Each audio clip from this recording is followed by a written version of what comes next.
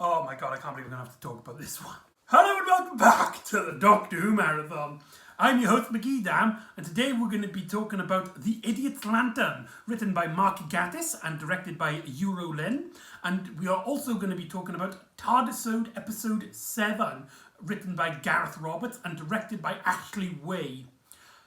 This story has a reputation for being one of the most corniest and poorly made episodes in the series, or at least in the revived series, and is considered, when it first aired, when people first watched this, considered it one of the worst Doctor Who stories of all time. Not knowing that a story would take that title within the same series later, within the same season later down the line. This story is just some of the creative decisions. What? Okay, I'll give the story the benefit. I don't think it's as bad as people make it out to be. I think there is still a lot of great things about this story to enjoy. There's a lot of great things, which, and I don't mean ironically, I mean genuinely, there are stuff to like about this. There's also my opinions on just Doctor Who in general. I've probably stated this in a previous vlog video, but if I haven't, I'm going to state this now. In my opinion, Doctor Who, at its worst, is still better than 99.9% of most television.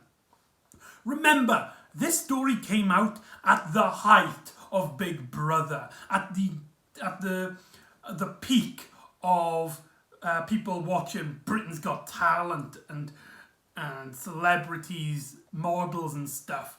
This was at a time where most people considered British television to be in terms of quality, an absolute low.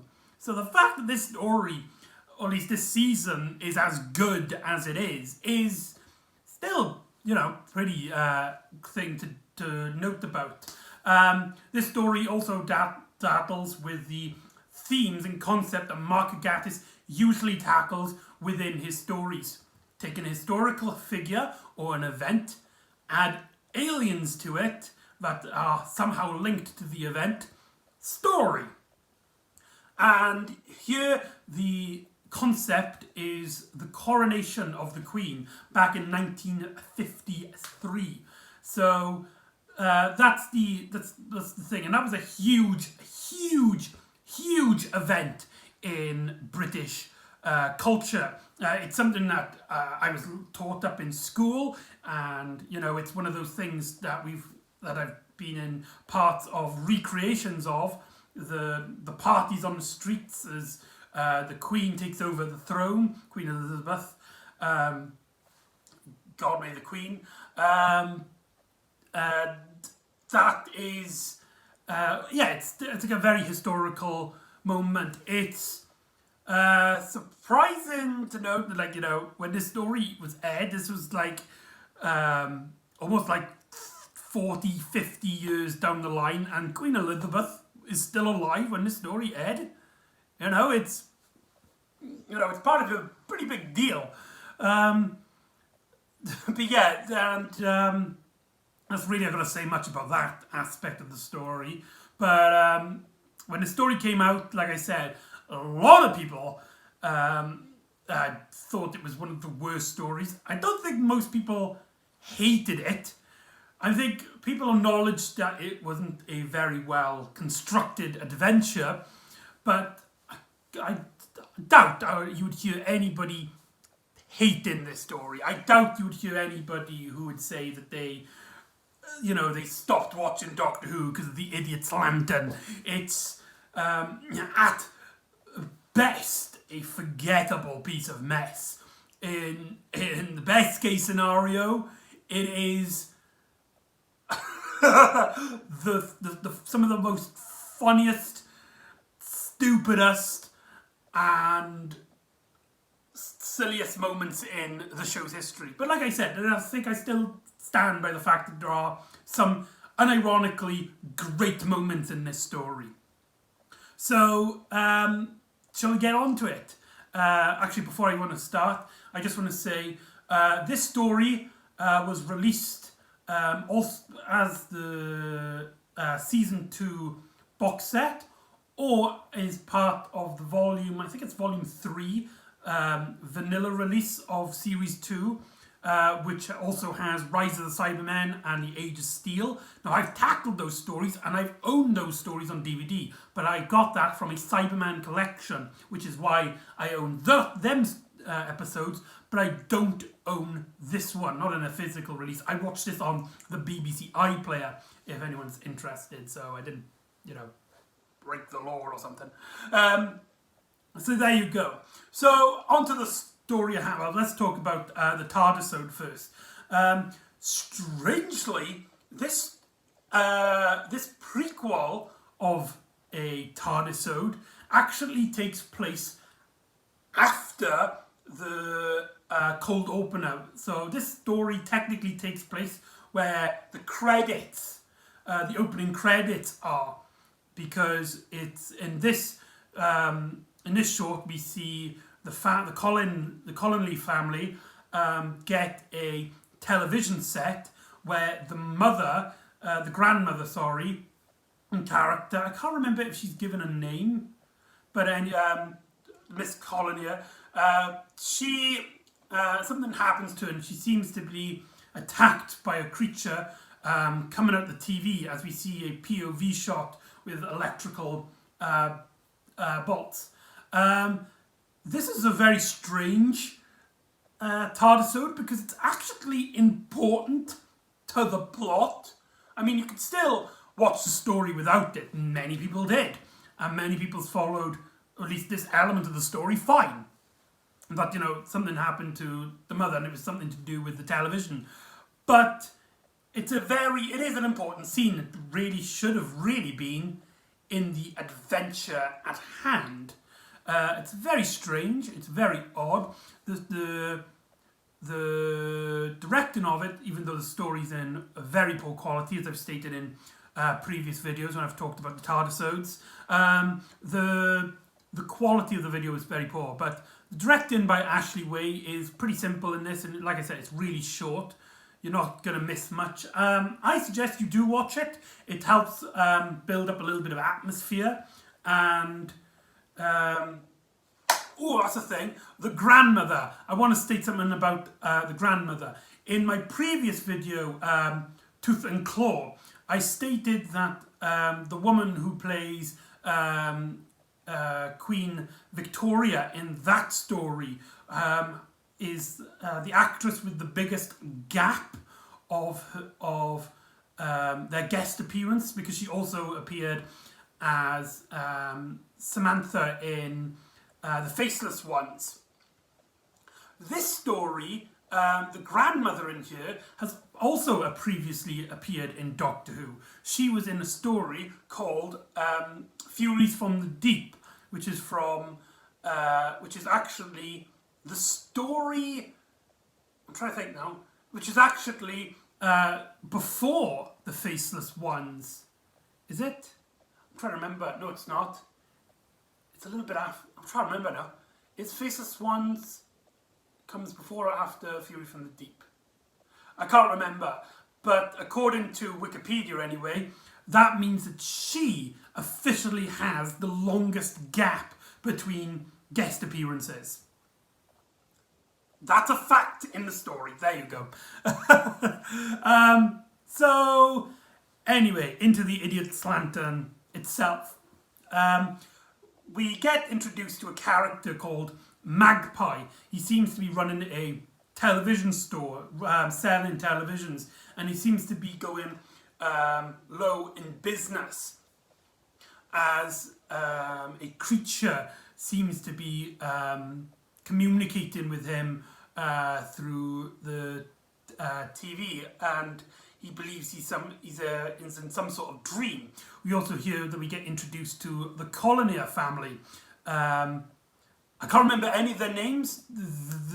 I'm just going to call them son, father, mother, and grandmother character. As I've stated in the pre-credit sequence, this actually takes place before the Tardisode, which is really annoying in terms of putting these stories in a chronological ordering.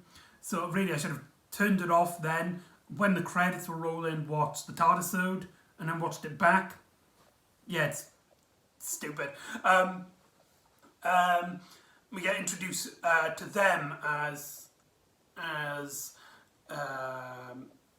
clearly there's some sort of an abusive relationship between the father. Now, there's a detail in this story that nobody I've seen talk about. When you hear about this little detail, you will laugh your arse off. At least I did. Something that I didn't actually realise until watching it for this marathon. This is like the first time it clicked. And when it clicked, I was like, wait, what? Okay. The son is a collier. His last name is Collier. The father is a collier. That's his family name. He got married to his wife, which is the mother character, so therefore she is Collier. The grandmother is the mother of the mother character. She is also Collier. Does Mark Gatiss not know how last names work? Did the father take the mother's last name? Did the parents just so happen to have the same last name before the marriage? Are they brother and sister? Are they related? Is this an incested family?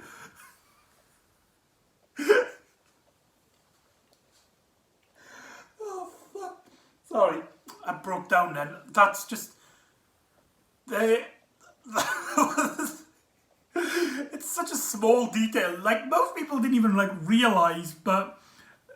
They're all got the same last name, even...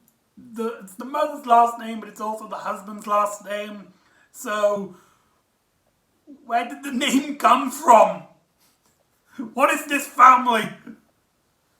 But that basically emphasises an issue with this story. As the 10th Doctor and Rose arrive, planning on actually arriving to go to Vegas to see Elvis perform Hound Dog, which is really awesome because I'm a huge Elvis fan, so here Doctor Who mentioned Elvis. It's a shame that we didn't get to see an Elvis story.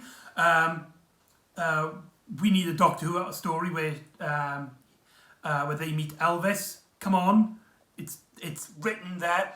But actually arrives in 1953 during the start of the coronation. Now, what they've noticed is that Magpie, who's been running this company, Magpie Electricals, he has become a really successful businessman selling TVs to every household for just a £5, which is very cheap for a TV. And bloody now, that is cheap. TVs go up in their hundreds and thousands. So to hear the story mentioned just a £5 is hilarious. And Rose kind of picks, it's like, hold on, TVs used to be like scattered, she said, like families, she knows that families used to huddle up in one household just to watch the coronation. How is there so many television screens at the moment? So there's a television event, but there's also something very disturbing going on. When we get reunited back to the Collier families, something is off. They clearly are miserable, despite the father trying his best to try and cheer them up. And when I say cheer, what I actually mean is he's a very abusive figure who who quiets down anybody who disagrees with him, as he's keeping the grandmother for one reason or another. We know because of the Tardisode, it's something to do with her being attacked by the television. Keeping her upstairs, where she seemingly is banging on the floor at random intervals, as the Doctor and Rose witness somebody being taken from their houses and given to a secret organisation. I don't know if it's Torchwood. I'm sure they mention Torchwood at one point, and in a deleted scene they mention that the Torchwood aren't dealing with this investigation properly. Their main focus is protecting Queen Elizabeth at the time, so just keep this investigation under wraps for now. Just keep it secret as long as possible to keep the British image lively and keep it strong looking. So right off the bat, we've got a lot of things going on. So let's talk about the Doctor and Rose. The start of this adventure goes back to their characterization at the start of New Earth, in which they're very bubbly. The Doctor's constantly spitting around how amazing these time periods are, and Rose is just giggling to herself, and she's like so happy to travel with the Doctor in his witness and in his ventures, as they both just admire each other so much. And if you remember, I wasn't keen on that aspect of the Rose and Doctor's relationship in that story, because it felt very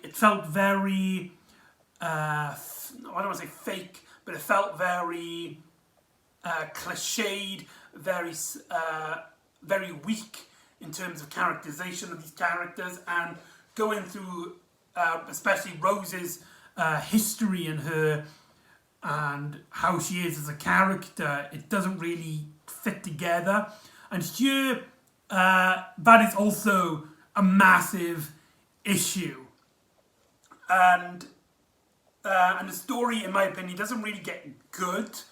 When I say good, this is the idiot's lantern. The story doesn't get proper interest in them until Rose starts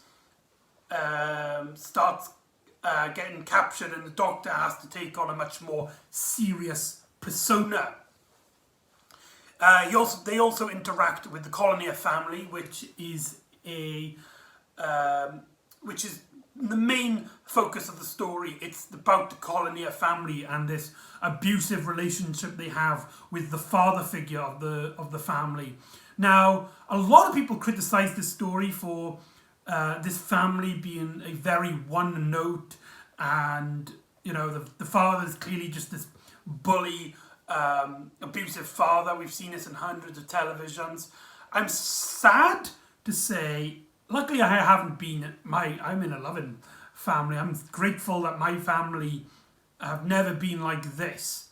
But I have to state that I have seen families of friends that I have known. I've seen families like this, where the father figure is a very controlling figure and tries to keep the peace by shouting at everybody to smile, to shut up, to do as they're told, to obey, basically. And this is all under the guise of keeping the image, the reputation, the order, shall we say, in commutes. So sadly, I say to the criticism of this family being unrealistic in that sense, I disagree with, because, like I said, I've seen families sadly like this. And yeah, but what makes this story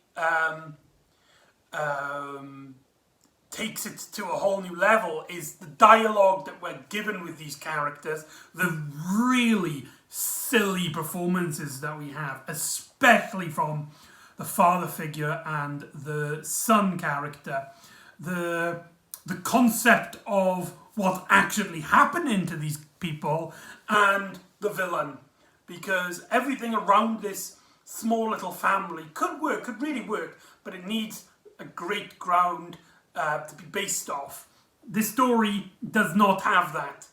The performances are silly. The directing, now Euro Lynn, he's directed a lot of Doctor Who stories. He will direct more Doctor Who stories later down the line in the 10th Doctor era, as well as in Torchwood. And he has established himself as one of the better Doctor Who directors that we've got out here. Sure, there's some aspects I don't like about his directing, but overall, he is a great director. Except for this story.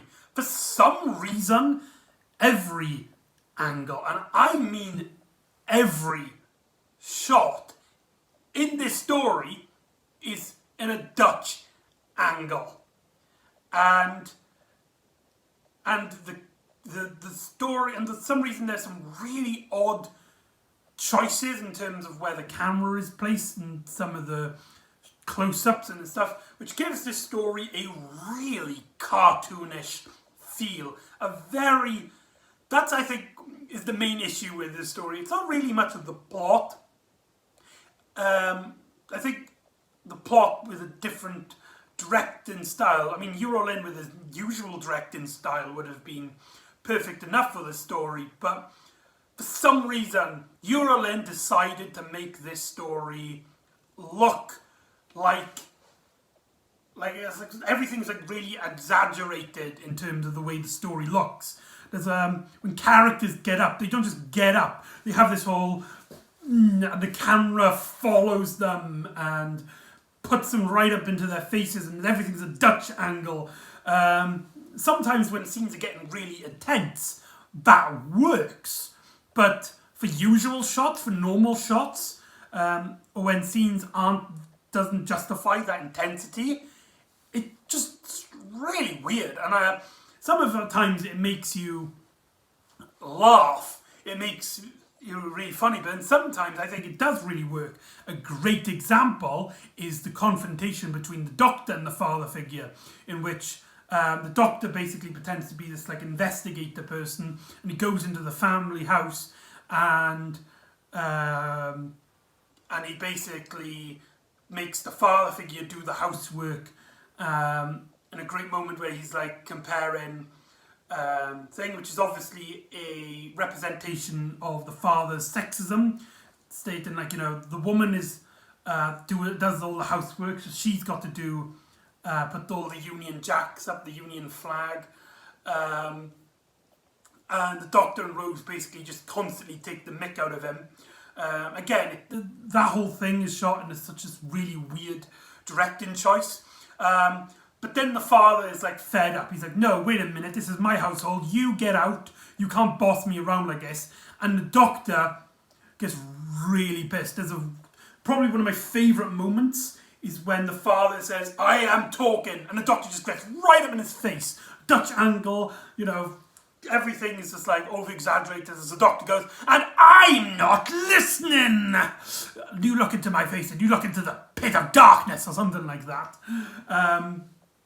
The Doctor basically treats him as if like he's one of his worst villains. It's a great moral, the abusive father gets treated as if he's bloody Davros or the Master.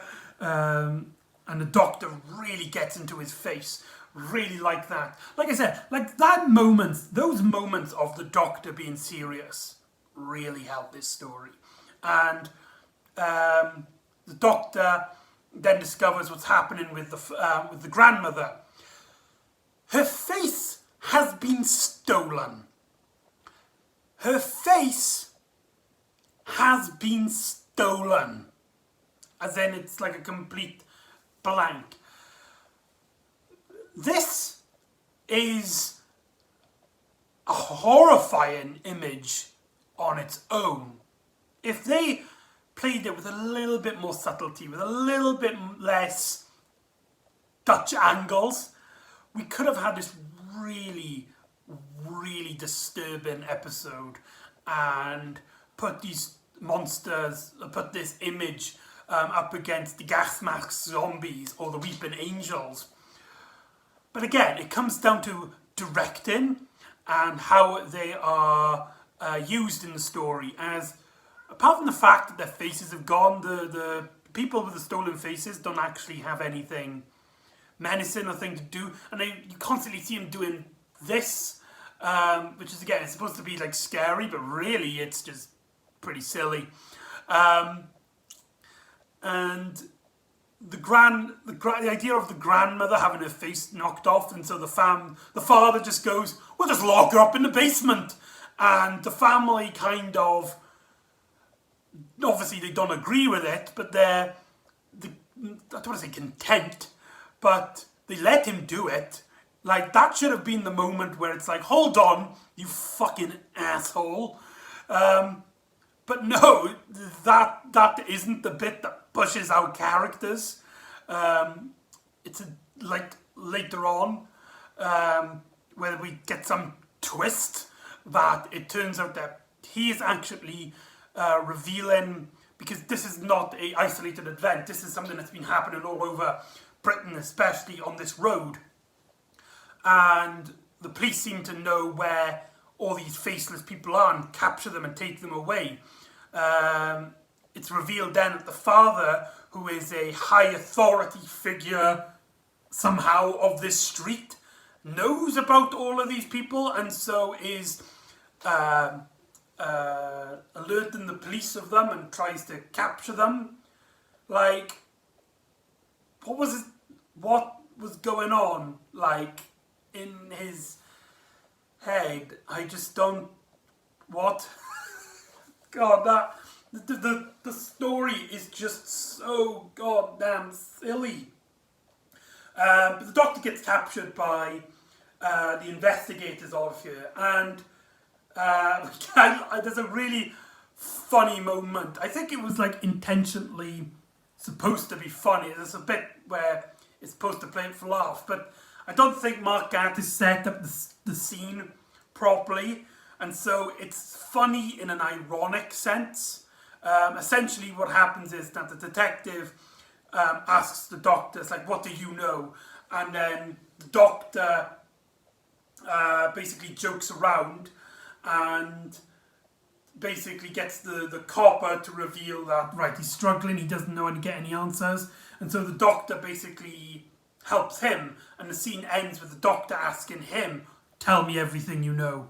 Like, I get the idea, I get the premise, you know, it's reverse psychology, and it's like the cop, like, he's asking the doctor questions and wants to interrogate him, but slowly throughout the scene he trusts the doctor, and the doctor then interrogates him to figure out what's going on and what's this big conspiracy going on. But the scene plays out very, like, literally, like, the cop is like, right, who are you? What do we know? The doctor makes some sort of, like, jokes where he's not getting anywhere, and then the cop just basically reveals, it's like, we're struggling with this. The doctor's like, okay, maybe I can help. The cop is an absolute dumbass. Like, what if the doctor was behind all this? He wasn't going to go, oh yes, it was me. Aha, we got you. No, he was, you know, the cop, I get it, like, he was kind of fed up, but the story doesn't justify his point of view of letting the doctor in. So that's what I mean, like, I think it was the scene was supposed to be funny, in the sense, you know, like, the detective, like, changes his opinion on the doctor so quick. But because it's not set up properly, it's funny in an ironic sense and comes off really ridiculously. Speaking of ridiculously, The Wire, the main villain of the story.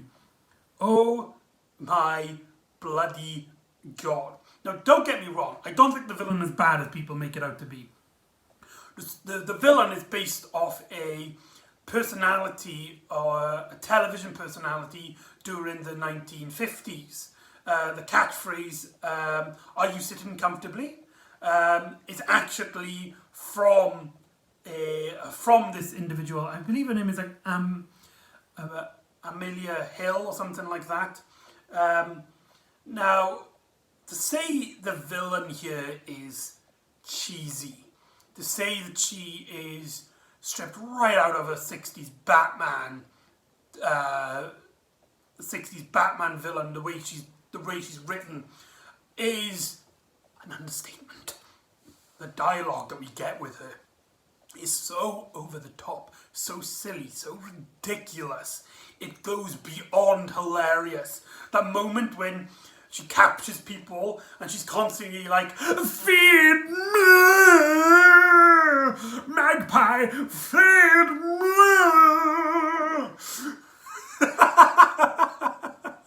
That's it, she's constantly like, feed me.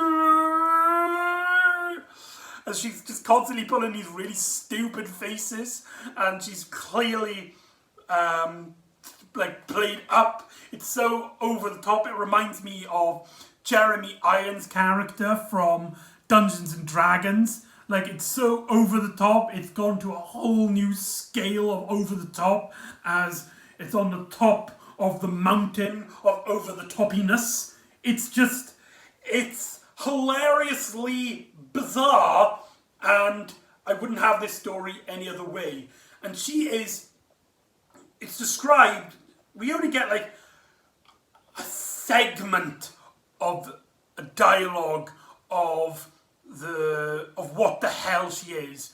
A creature that was set on exile and her body was disintegrated, and now she lives on as electrical impulses, who has somehow found herself onto Earth, takes the form of a television host from the 1950s. So when I said this character was influenced by this 1950s TV persona, it could actually be that actual person, like a representation of that character in fictional Doctor Who form. So that's cool if that's the case. But we only get like a scene of that, and the story has her going through TV to TV, and the effect is really funny, because you have these wires. It starts off creepy enough. Basically, she attacks people by having them glued their faces to the TV. By the way, the concept of TVs melting your brain, or TV is this disaster of a program stuff, is a political message that really doesn't work when you're telling this story through a television. This story, whilst you're watching it on TV, is trying to say to you, the moral of the story is, TVs are bad.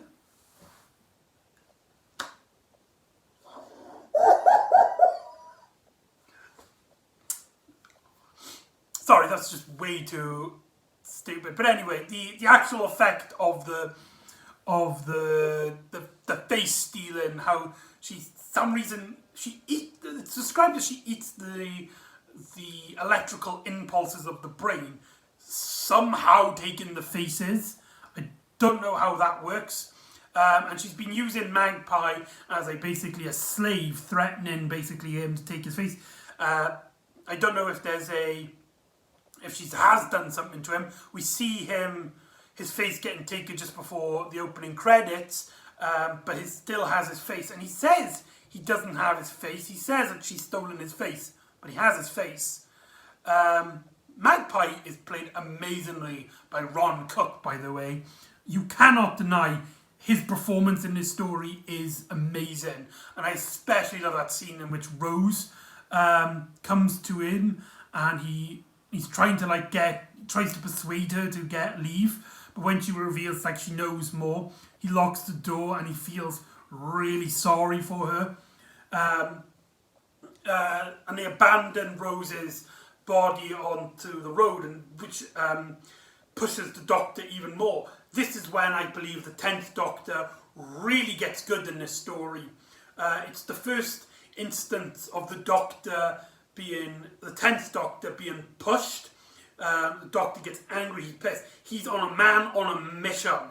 He gone is the silly persona of the first half of the story.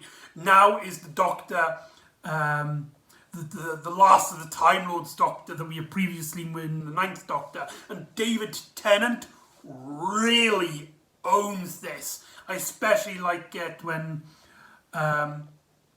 characters open the door and the David Tennant's face is he's just locked.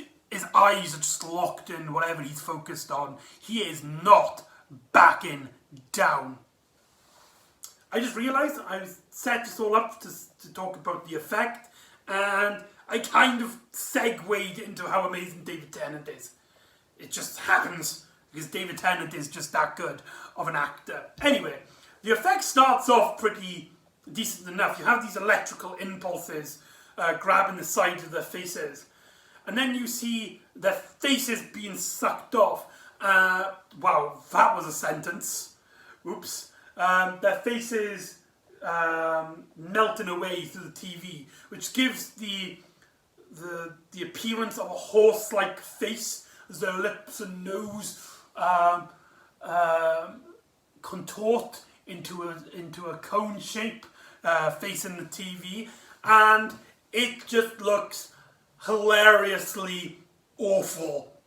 Sometimes the Mill, who do the CGI effects of Doctor Who around this time, sometimes they know how to do amazing work. You tell them to do Earth being destroyed in the far future, perfect. You tell them to do a fleet of Dalek ships, awesome. You tell them to do all of these wacky and crazy stuff, awesome. You tell them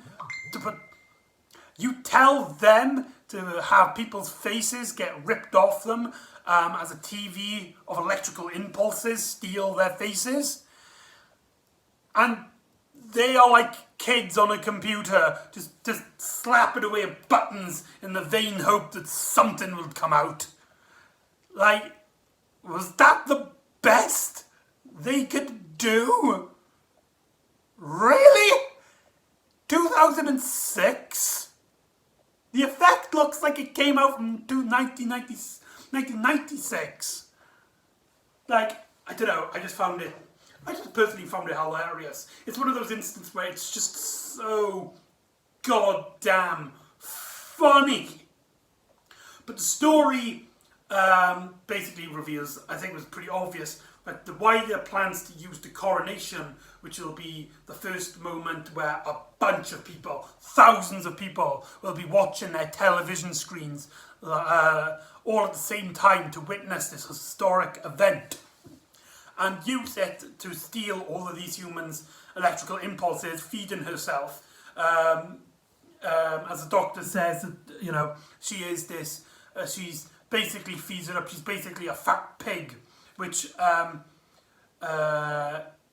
just imagine like a real form to be this really fat, disgusting thing. It'd be pretty funny. Poor Wyatt thing. And she controls Magpie and sends him up to a satellite station so that they can send all these signals to get invent a portable television.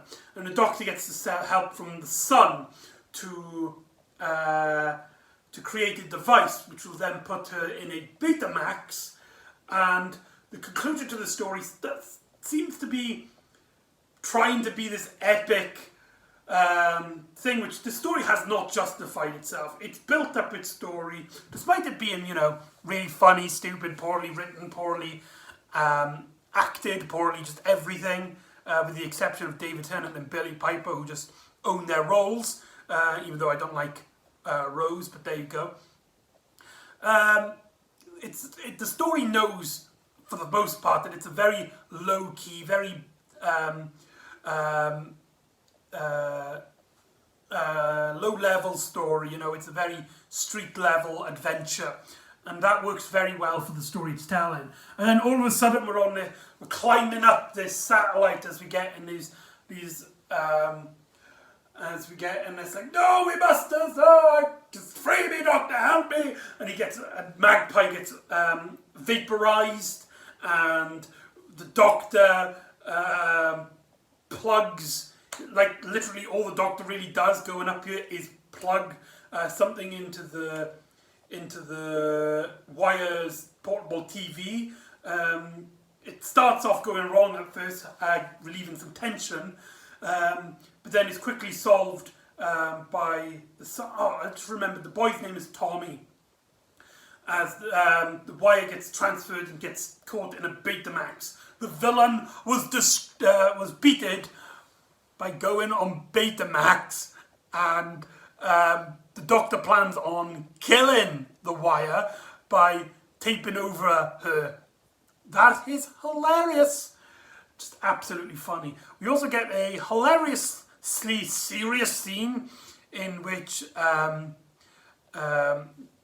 the mother character basically tells the father to leave, and we're supposed to feel really sorry for the father in a sense. I mean, he's supposed to be done wrong, but and Tommy is just like, good riddance, I can't wait to get out of him. And Rose is like, go to him, he's your father, he's still your father, as Tommy goes up and talks to him and actually helps him with his bags. I get the idea, like, still hope, that he's still a horrible person, but he's still his father in a sense. I get the idea of that. But this story gives us no reason to justify his actions. The story does nothing for that would make us think that he deserves a second chance. So this second chance ending feels really out of place for every character in the situation, and is a hilariously stupid way to end this adventure. Now, before I end, I want to talk about a specific element of this story. Magpie Electricals gets introduced in this story. This is the company that Magpie runs, a small little corner shop which he uses to run his television business. Now, despite it being a very small business here, and he was suffering in terms of business until the Wire came along, and then he gets killed by the Wire at the end of the story. But there seems to be a running joke between the Doctor Who production where Magpie Electricals survives this story, as we see later stories with technology with the Magpie logo on it, even to the point where stories set in the far distant future after the destruction of Earth due to solar flares, to have businesses under the Magpie logo. This means that this story, and specifically the villain, the Wire, has accidentally set up one of the biggest human businesses in the Doctor Who universe. That is hilarious! Sorry, I just can't help myself. It's not funny like in this story because, those haven't happened yet, but because I've been watching these retroactively, I've seen the episodes.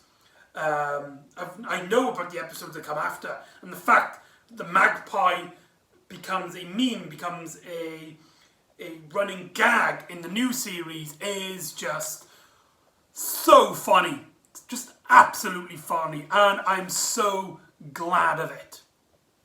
So there you go. That is The Idiot's Lantern.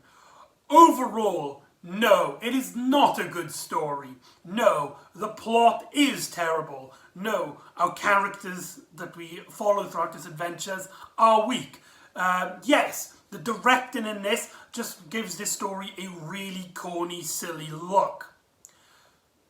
But it's funny in an ironic sense. It is silly, it's stupid, but it's fun, it's entertaining. There's just something about it that, it's hilarious in the sense that, it's like, how did this story even get made? sometimes it feels like it's overdone, sometimes it feels like it's underdone, and just, what was this? What was this? Part of me thinks I do generally not like the story. It is a bit boring as well. Despite it being one episode, it could have easily been a 15-minute video on YouTube, in my opinion, but what do I know? I don't work at the BBC. But despite all this silly and stupid stuff, the story is surprisingly slow and tedious in a sense.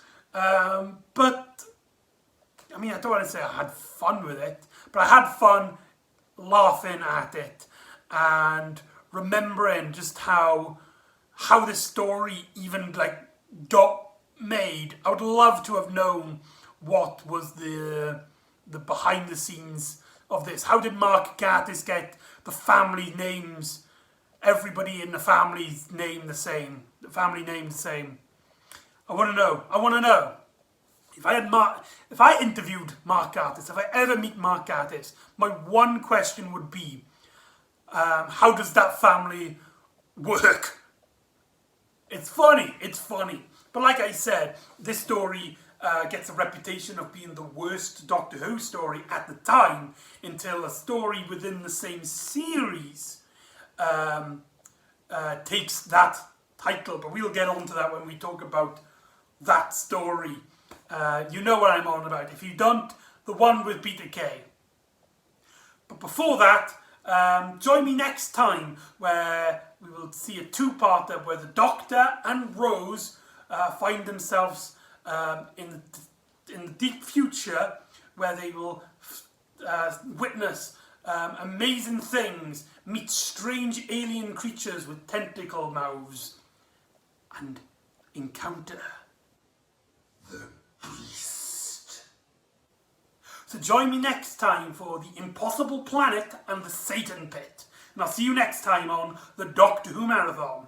Ta-da!